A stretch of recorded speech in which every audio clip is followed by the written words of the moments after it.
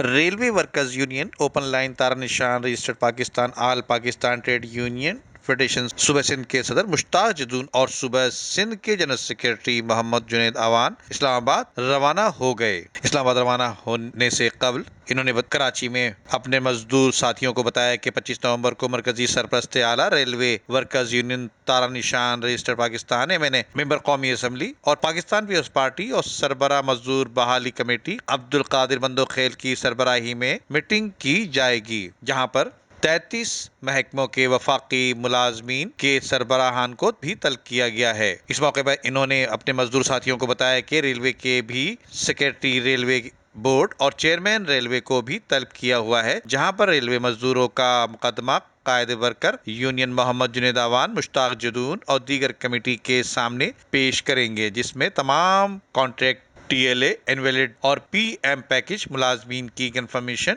2021 से रेलवे मुलाजमीन को वाजिबात की अदायगी ना होना, तनख्वाहों और पेंशन की बरवक्त अदायगी समेत फौरी तौर पर रेलवे में शॉर्टेज को पूरा करना। इसके अलावा TCF school, Pakistan railway high school Karachi cantt को रेलवे की सरपरस्ती में चलाने समेत दीगर मसाइल और इनका फौरी हल करने के अहकामात जल्द जारी किए जाएंगे। जबकि कराची कैंट से वर्कर यूनियन के मोहम्मद जुनैद आवान रवाना हुए तो गर्मजोशी से इनको रवाना किया गया, जबकि इनको रेलवे के सैकड़ों मुलाजमीन ने दुआओं के साथ रवाना किया और ये जब हैदराबाद पहुंचे तो इनका शानदार इस्तकबाल किया गया।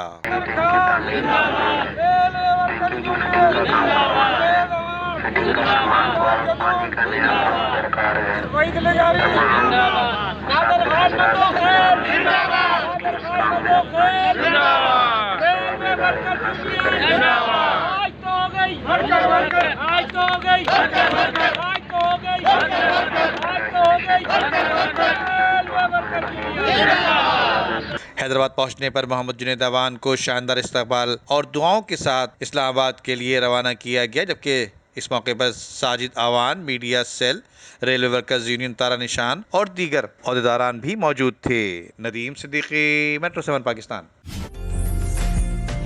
उम्दा में पकाएं और जी भर के खाएं।